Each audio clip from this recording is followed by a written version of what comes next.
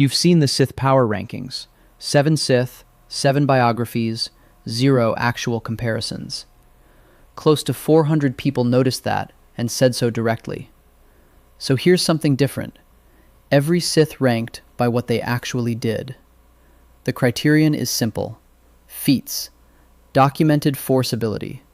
What they did to planets, to fleets, to each other, and to the Force itself. Training lineage doesn't move anyone on this list. Tragic origin doesn't move anyone. Backstory is information about a person, not evidence of power. If it isn't a measurable demonstration of Force ability or combat output, it doesn't count. There's one dark side user who gets excluded from every other version of this list, despite operating under the identical Legends continuity rules applied to every other character those same lists include. He pulled a Star Destroyer from orbit. He defeated Darth Vader in direct combat. His placement here is determined by the same standard applied to everyone else, and that standard places him well above where other rankings have been willing to put him, or in most cases, acknowledge him at all. Sequel trilogy material, Snoke, Kylo Ren, Palpatine's return arc, isn't here. Deliberate scope decision.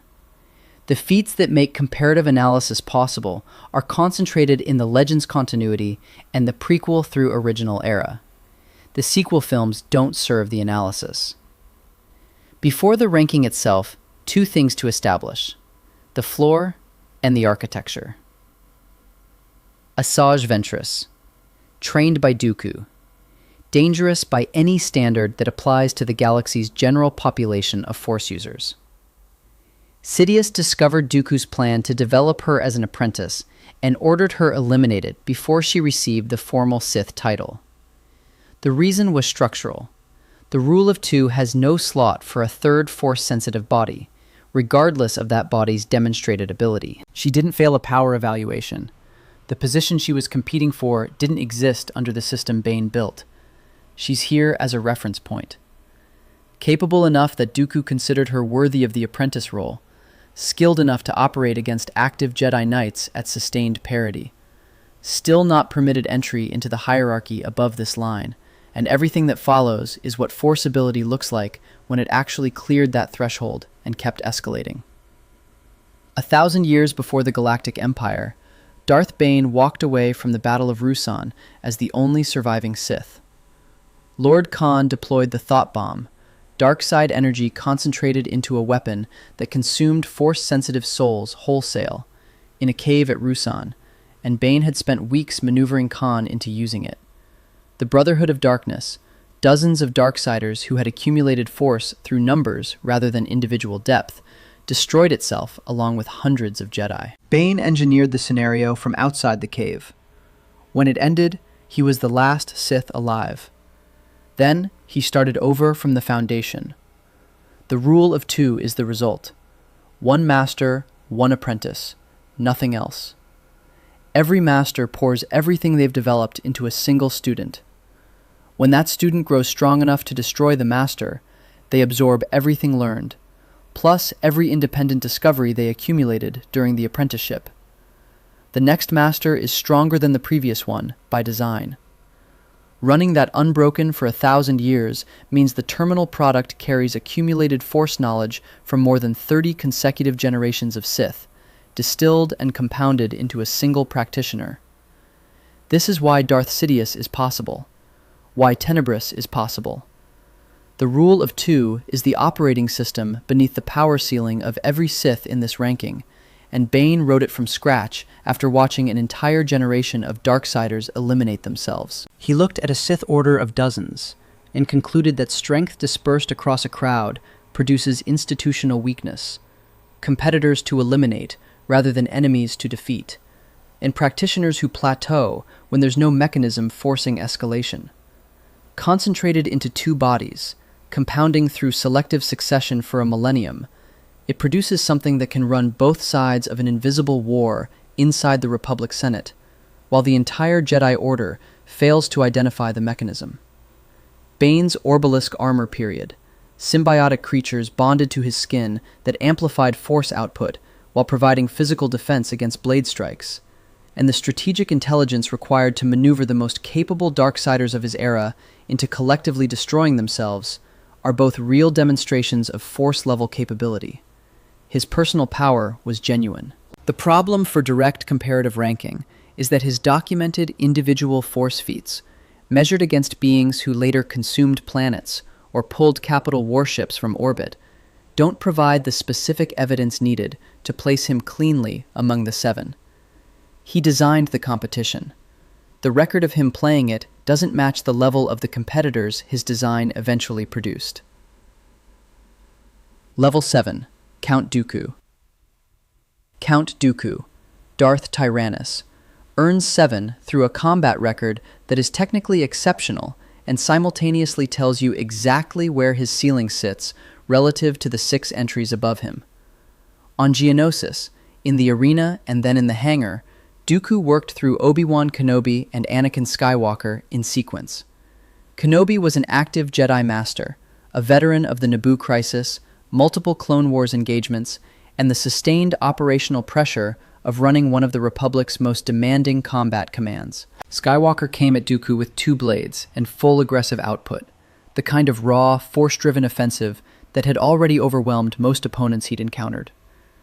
Dooku disabled Kenobi, took Skywalker's arm, and exited the engagement entirely on his own terms.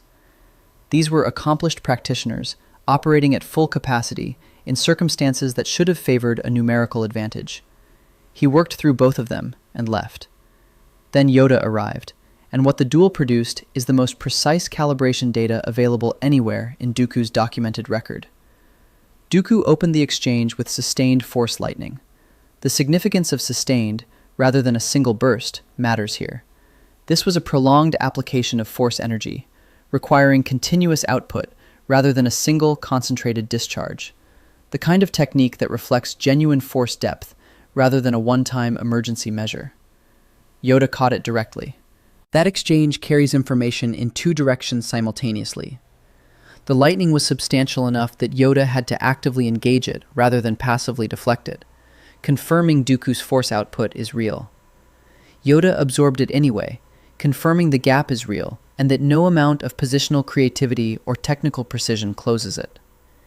After Yoda caught the lightning and the blade exchange that followed, Dooku's best available option was to create a distraction, threatening Yoda's younger companions with a collapsing column, and use the window to exit. He wasn't defeated in that moment. The exit was deliberate and controlled, but the calculation behind it's the data point. Against the Jedi Grand Master, the option Dooku chose was withdrawal rather than escalation. He read the ceiling accurately and moved before it became a ceiling he hit. His Makashi, Form 2 lightsaber combat, developed specifically for precision blade-on-blade engagement during a period when most Jedi trained primarily against blasters rather than opposing lightsabers, represents the highest technical floor for one-on-one dueling on this list. The form prioritizes economy of movement, positional control, and sequential riposte over raw power generation. Against a standard Jedi practitioner, Dooku's guard structure and timing made him effectively untouchable through conventional blade exchanges. The problem is that raw force output, past a certain level, stops caring about perfect technique. Starkiller's victories don't come from optimized footwork. Revan's documented force abilities include simultaneous telekinetic control of multiple lightsabers and force choking several opponents at the same time. The combat matrix for those matchups is different enough that Makashi's advantages become peripheral rather than decisive. Technical excellence has a ceiling, and the practitioners above Dooku on this list operate above it. The competitor video mentioned him without ranking him. A commenter called out the inconsistency directly and accurately. 7 is the correction. 2 Jedi Masters neutralized in sequence within a single engagement, sustained force lightning that demanded a real counter from the most force-attuned being in the Order, and a deliberate strategic exit rather than defeat when the gap became clear. On the record, 7 is honest. His ending tells you something specific about the system he operated within. Sidious ordered Anakin to execute him aboard the Invisible Hand during the Battle of Coruscant, not because Dooku had weakened or failed, but because Skywalker had developed past him, and the rule of two required the stronger version to take the position. He was killed not through failure, but through the mechanism Bane designed working exactly as specified. He had trained his replacement without being told that was the assignment. Level 6. Darth Tenebrous. Most Sith rankings never mention Darth Tenebrous. The absence marks the precise point where the creator stopped researching. Darth Tenebrous, born Rugus Nome, was a male Bith who held the title Dark Lord of the Sith for more than a century. He was Darth Plagueis' master. That positions him 2 generations up the Bane lineage from Sidious, at the direct origin of the chain that produced the final generation, not at its edges.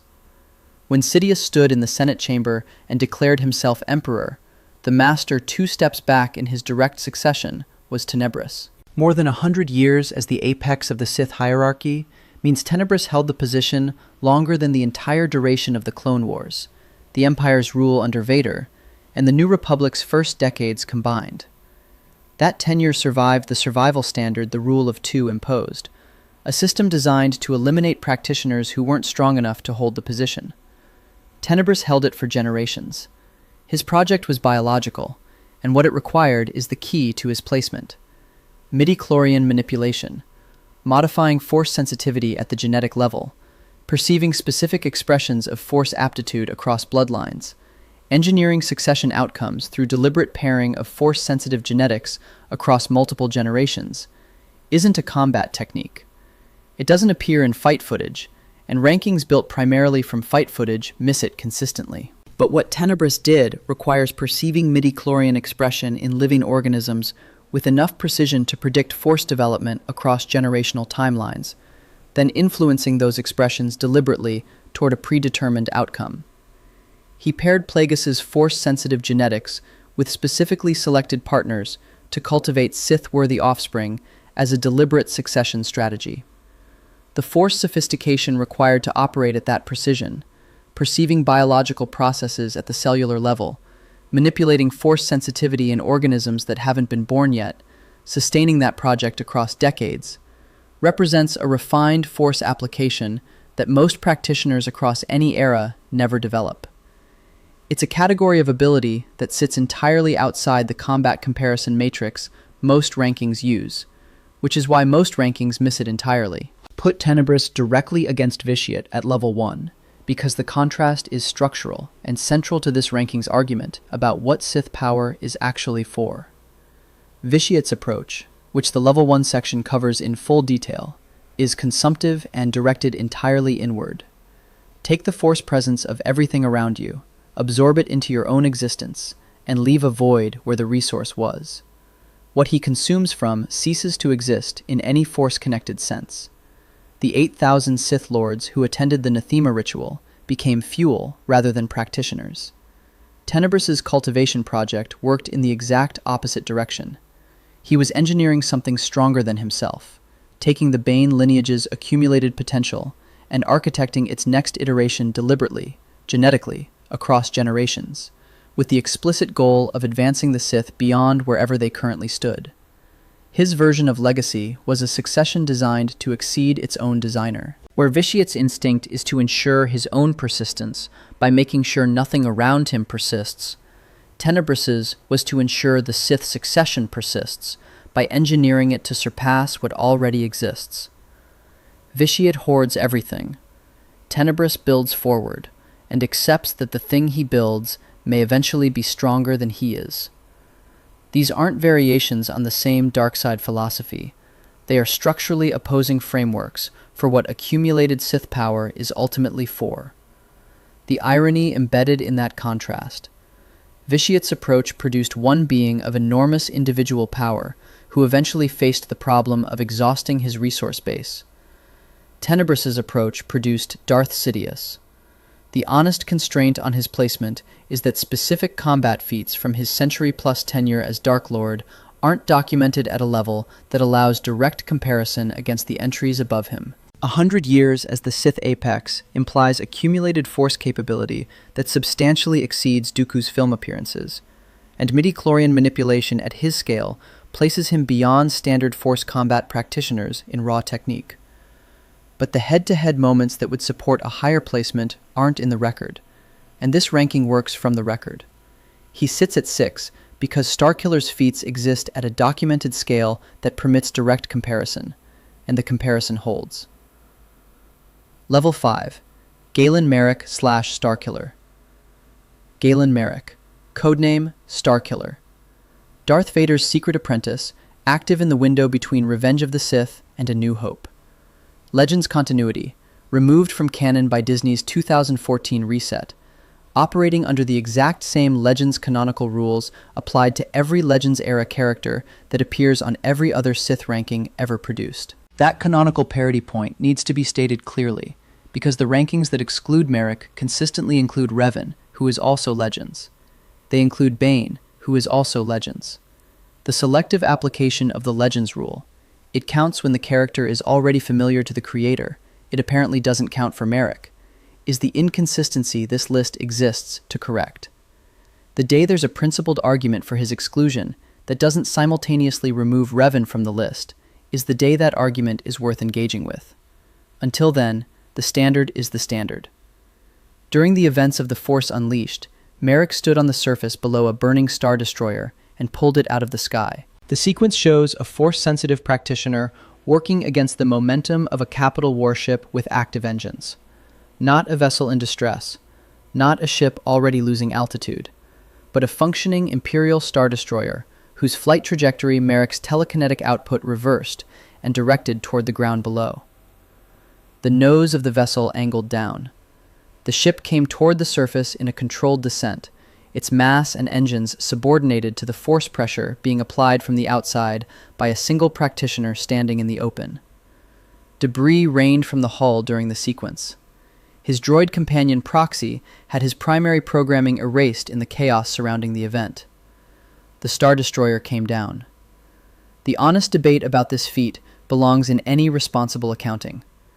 The game version of Marek presents significantly higher force output than the novel adaptation of The Force Unleashed, which treats his abilities more conservatively throughout. Both carry the same Legends canonical weight. The Star Destroyer sequence represents the ceiling of the game's characterization, not a guaranteed baseline across every piece of Force Unleashed material. The comparison anchoring 5 is this.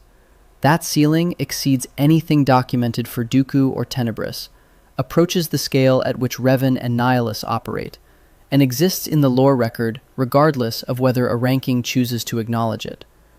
The opponents he cleared before that confrontation tell the rest of the story about his force output tier. Shaak Ti survived Order 66. She escaped the Jedi Temple Purge, evaded the 501st Legion, reached Felucia, and had been operating in active concealment for years by the time Marek arrived to eliminate her. She was a former Jedi High Council member, a practitioner whose combat and force record spans some of the most dangerous engagements of the Clone Wars. Marek was the engagement she didn't survive. Kazdan Paratus had retreated to Raxus Prime and rebuilt the Jedi Temple, the entire structure, from salvaged junkyard components using sustained force telekinesis, populated the replica with force-constructed representations of Jedi he had known, and existed there in isolation as a mad curator of the order he'd survived. The sustained creative force application required to construct that environment alone, over time, on a garbage planet, from raw industrial waste, is its own meaningful demonstration of force depth. Marek killed Paratus in those halls. Maris Brood followed. These were the assignments. Vader had given him these targets because eliminating them required the kind of force output that would prepare him for what came next, Darth Vader himself. When that confrontation arrived, Marek won it. The lore around whether Vader was fully committed in that exchange is complex, but the documented outcome is a defeat. Vader, whose position in the Force hierarchy sits directly below Sidious, deliberately suppressed below his ceiling by the suit's limitations per established lore, was defeated in direct combat by his own apprentice. That combination of evidence is what 5 means. The beings above him operate at planetary scale across centuries or millennia, and 5 is where the record honestly places him. 5 on this list puts him above the Force genius who fractured the Force itself at Malachor 5, and above the technical apex of the Bane lineage's product line. Other lists built from the same lore don't include him. The Star Destroyer is in the record. The Jedi Masters are in the record. The Vader fight is in the record. It was all always there. Level 4. Darth Revan. Described across KOTOR-era lore as the most gifted Force user of his generation, commander of the Republic's forces during the Mandalorian Wars, operating under the field designation Revan the Butcher, a name his enemies coined, which tells you something about what his campaigns looked like from the receiving end. Architect of a Sith empire that, even after his capture and memory wipe by the Jedi Council, came close to succeeding anyway under Darth Malak's continued command. His documented Force abilities are diverse in ways most other entries on this list aren't. Simultaneous telekinetic control of multiple lightsabers, Force choking several opponents at the same time, fluency in techniques from both the light and dark sides of the Force at different points of his history, a combination of Force alignment capabilities that no other practitioner on this list possesses. He cut off Darth Malak's jaw in battle after Malak's betrayal. He defeated Mandalore the Ultimate, the supreme leader of the warrior culture that had spent years defeating Republic military forces, in single combat, a victory that functionally ended the Mandalorian Wars as an organized conflict. What places him at 4 isn't the single combat with Mandalore. It's what his decision at Malachor 5 left behind. Revan deployed the mass shadow generator against the concentrated Mandalorian position at the Battle of Malachor 5, a gravity-based superweapon that collapsed the majority of the Mandalorian fleet and ground forces in a single, coordinated engagement. The military outcome was decisive. What the battle left behind is what belongs in its own category of consequence, a wound in the Force. The KOTOR 2 lore documents this condition specifically, a permanent tear at the site of the battle, a place where the Force had been damaged by the scale of instantaneous death deployed there, where the flow of the Force simply stopped rather than moving around the way it does around living worlds.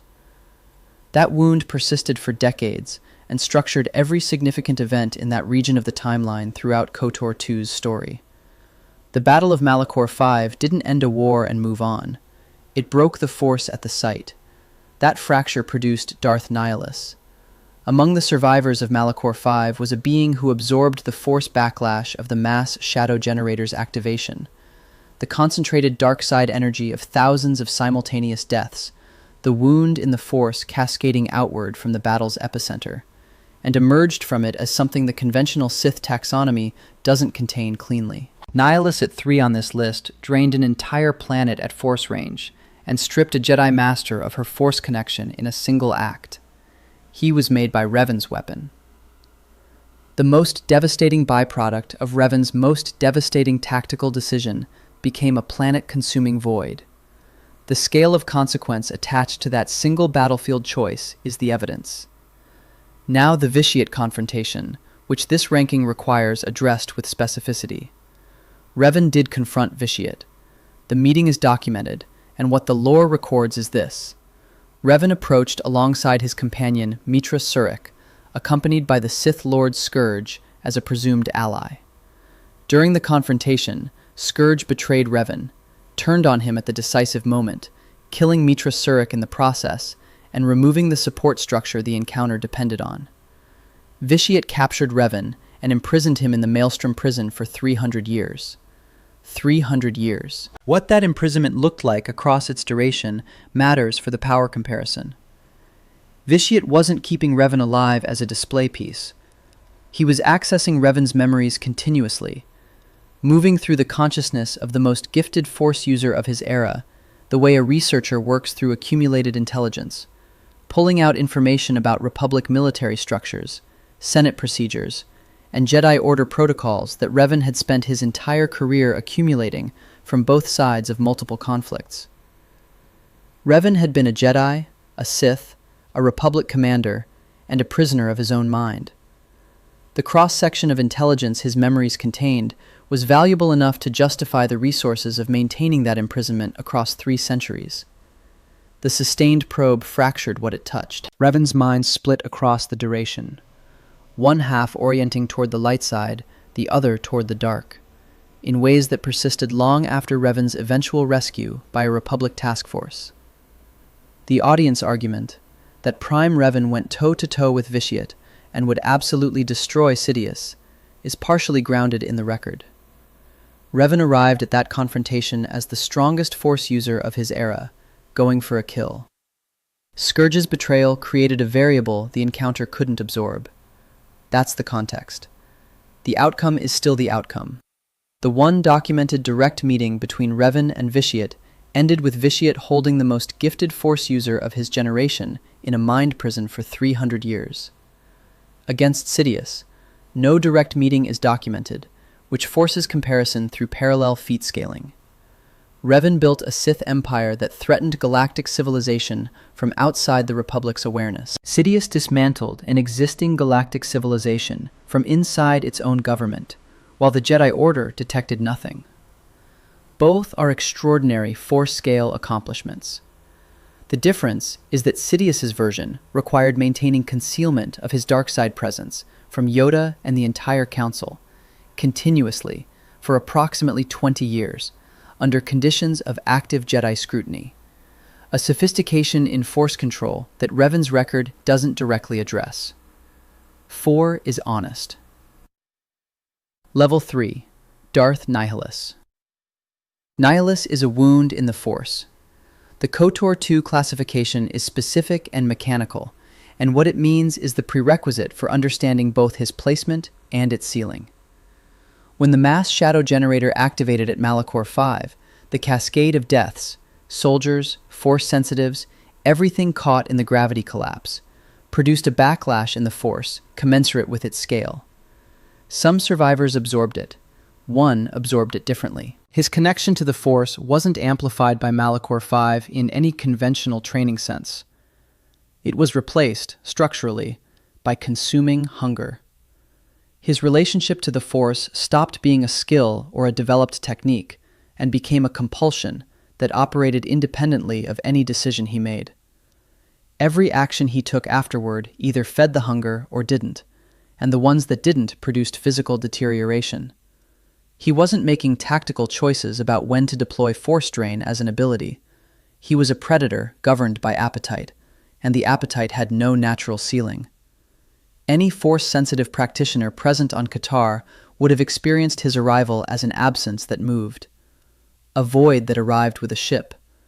The Jedi Masters who had gathered on that planet had survived Order 66, survived the Great Jedi Purge, outlasted every targeted elimination the Empire had managed to deploy against them.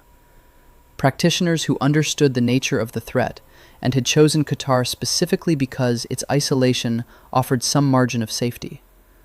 The Force went quiet around Nihilus. Then, the range of that quiet expanded to include them. Every Force-sensitive on Qatar, every survivor of the Purge who had made it to that gathering, felt their connection to the Force being drawn out of them before everything else followed. Every living thing on the surface died in the same consumption event. Nihilus fed. Qatar was the aftermath. That planetary-scale Force drain required reach and potency that operates in its own category. It wasn't a ranged attack or a conventional Force application. It was the same hunger that drove every other action he took, expanded to the scale where an entire planet's Force presence fell within its grasp simultaneously. No preparation preceded it. No ceremony structured it. No apparatus supported it. He arrived at Qatar and drained it. He also demonstrated the precision end of that same ability. Darth Kreia, was a former Jedi Master, the founder of the Sith Triumvirate, a practitioner whose understanding of the Force was documented throughout KOTOR 2 as unusually sophisticated. Nihilus stripped her connection to the Force entirely in a single targeted application of his drain, removed her relationship to the Force as a coherent act, not as collateral damage, not as part of a broader consumption event, but with precision targeting against a specific individual. The same ability that consumed Qatar at planetary range could operate with surgical specificity against a single practitioner. His ceiling and its limits are real. The hunger that made him catastrophically destructive also made his behavior predictable in ways that conventionally weaker opponents could exploit. He fed to survive. His feeding targets were comprehensible. The compulsion that drove him created patterns that could be mapped and used against him. His eventual defeat came through that exploitation. Opponents who understood his condition structured the engagement around the predictability that addiction produces. His force capability didn't fail him. His operational legibility did. The gap between 3 and 1 comes down to this. Nihilus consumed Qatar through pure instinctive hunger, with no preparation and no supporting structure. Vitiate's baseline began where Nihilus peaked, and then accumulated for thousands of years beyond it. Level 2. Darth Sidious. The consistent mistake in feat-based discussions of Sidious is treating his combat power and his civilizational scale manipulation as separate categories, then ranking him based on only one. Both are documented at levels that exceed every entry below him, and an honest accounting requires both. Start with the manipulation, because it's the category that gets underweighted.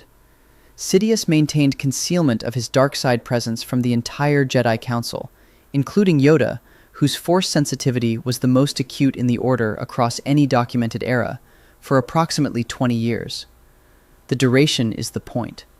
Maintaining that concealment wasn't a passive condition or an absence of attention on the Council's part. The Jedi sensed something clouding the Force throughout this period and actively attempted to diagnose the source.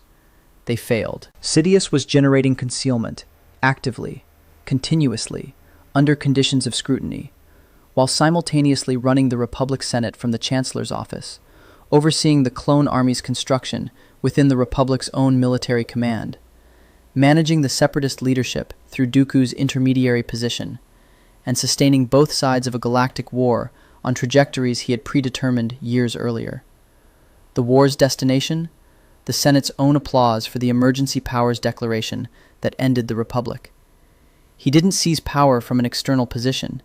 He cultivated the institutional conditions across 2 decades that made the Republic hand it to him voluntarily, while believing they were responding to a crisis he had manufactured.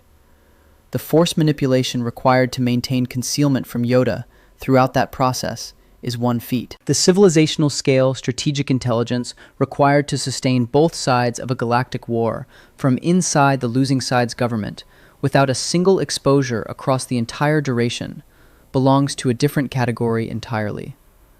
Together, they represent a tier of force-level strategic application that no other entry on this list attempted. In direct combat, when 4 Jedi Masters arrived at his office to arrest him, he killed 3 of them before the engagement had time to develop into a sustained fight. Only Mace Windu survived long enough for an extended exchange. Whether Sidious was performing vulnerability during the final sequence with Windu, deliberately suppressing output to create a pretext for Anakin's intervention, or was genuinely pressed against the peak of Vapod form, the lore doesn't cleanly resolve, and both interpretations have serious arguments. What's documented without dispute is the body count before the question became relevant. 3 council members dead before any of them had time to establish a defensive position. The Yoda duel in the Senate chamber. The lore support available here is that Sidious held a sufficient advantage in power, position, and timing that Yoda concluded continued engagement wasn't a path to victory. The exit was a survival calculation, recognition that the gap wasn't closable, rather than a stalemate or an interruption of a competitive exchange. Against the Jedi Grand Master, Sidious's position was one of advantage. His Force Storm capability is the ceiling feat. The Legends sourcebook records Force Storms as capable of destroying the surface of an entire planet. Not battlefield-scale force application, not localized atmospheric disruption, but planetary surface erasure as the full expression of this technique. In the Dark Empire era, Sidious deployed Force Storms against Imperial fleets. The planetary surface destruction ceiling, documented in the sourcebook, is the strongest single combat force demonstration available anywhere in this ranking. Nihilus has no equivalent.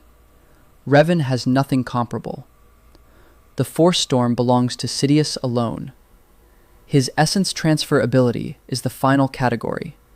He designed around his own mortality, by developing the means to transfer his consciousness into prepared clone bodies, continuing to operate through his physical death on accumulated knowledge from prior existences. The Force sophistication required to develop that technique, the long-range planning, the precision of consciousness transfer, the technical mastery over existence itself as a Force manipulable condition. He planned for his death and built a contingency that worked. Against Vitiate at 1. The argument for Sidious isn't weak. His Force Storm's planetary surface sealing is the strongest single documented combat feat on this list. His civilizational manipulation operated at ambition comparable to Vitiate's, accomplished through 20 years of invisible internal erosion, rather than the external construction of a separate empire. The case for 2/1 comes down to temporal scale and peer containment record, specifically, what the lore documents happening to every powerful Force user who approached Vitiate directly. 2 means Sidious surpassed a planet-consuming void, the most gifted Force user of the Old Republic era, and the man who pulled a capital warship from the sky with telekinesis. He simply isn't the most powerful Sith. Level 1. Darth Vitiate. Around 5,000 years before the Battle of Yavin, the being who would become Darth Vitiate gathered 8,000 Sith Lords on the planet Nathema, called Medrius before he finished with it, and conducted a ritual that ran for 10 days. He used the superweapon Zildrog to generate the death toll necessary to power the ceremony. Then he channeled the Force through the deaths of 8,000 trained Force-sensitive practitioners, each one a Sith Lord, who had survived long enough in the pre-rule dark side hierarchy to earn that title, each one a source of accumulated Force potential, to bind their collective power permanently to his own existence. When the Nathema ritual ended, Nathema was described in the lore as no longer a world, a husk sucked dry, every living thing gone, every Force presence on the planet erased, not diminished, not disrupted, but stripped entirely, leaving a void where a Force-connected world had existed. That void persisted for centuries afterward as a detectable absence, a place where the Force simply stopped, the way sound stops when you seal a room, except the room was a planet, and the silence was permanent. The 8,000 Sith Lords who attended didn't die in any conventional sense. They were absorbed. Their Force connections became his. The entity that walked out of Nathema carried everything that had been in those 8,000 practitioners, plus everything he already was, and behind him was a void that had once been a world. The ritual granted him immortality and immense strength in the Force. His documented goal, stated in SWTOR lore in his own terms, was to devour the galaxy and become a Force god. That ambition didn't stop at Nathema. He built a second Sith empire in the unknown regions that the Republic didn't know existed, directing it across thousands of years while simultaneously existing under multiple identities at different points in history. As the Sith Emperor, he directed conflicts across millennia. As Valkorion, the Eternal Emperor, he persisted in a later era after the SWTOR main events, an identity built on thousands of years of accumulated experience. When his physical forms wore out or were destroyed, he moved between prepared bodies, continuing with the full knowledge accumulated in all prior existences. He survived his own death repeatedly. He continued accumulating power each time. The peer containment record settles the comparison at the top. Revan arrived at Vitiate's court as the most gifted Force user of his era, with Mitra Surik beside him and what he believed was a reliable ally in Scourge. Scourge betrayed him. Vitiate captured Revan and held him in the Maelstrom prison for 300 years, mining his memories for Republic intelligence throughout, the sustained probe fracturing Revan's mind in ways that never fully healed. The most gifted Force user of his generation spent 3 centuries as Vitiate's intelligence archive. Every other significant Force user who approached him directly left the encounter in a comparable condition. Against Sidious. The Force Storm ceiling is real, and 20 years of invisible civilizational manipulation is extraordinary. The gap comes down to this. Sidious operated within a single sustained lifespan, however brilliantly. The anathema ritual was Vitiate's opening move. What followed was thousands of years of continuous accumulation across multiple existences, each one fully informing the next. The accumulated power differential between a decades-long reign and a millennia-long accumulation isn't a stylistic point. It's a categorical difference in what force power means when there's no death to interrupt the compounding. Level 1. 7 rankings, 1 standard. Bane built the architecture.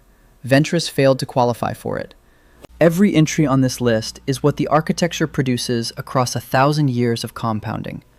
Practitioners escalating in force capability with each generation, then surviving the consequences of each other's existence long enough to leave a documented record. Dooku at 7. Technical mastery at the ceiling of lightsaber form. 2 Jedi Masters neutralized in sequence. The Jedi Grandmaster taken to the point of requiring a strategic exit, and killed not through failure, but through the rule of 2 producing his successor. Tenebrous at 6. More than a century as Dark Lord of the Sith, midichlorian manipulation at genetic scale, a cultivation philosophy structurally opposed to everything above him in the ranking, and the lineage that ended in Sidious. Marek at 5. A Star Destroyer pulled from orbit. Shaak Ti and Kazdan Paratus and Darth Vader all in the record. And an exclusion from other rankings that can't survive direct examination of their own selection criteria. Revan at 4. A wound in the Force left at Malachor 5. Mandalore the Ultimate defeated in single combat. And a direct approach against the being at level 1 that documents where his generation's ceiling actually sat. Nihilus at 3.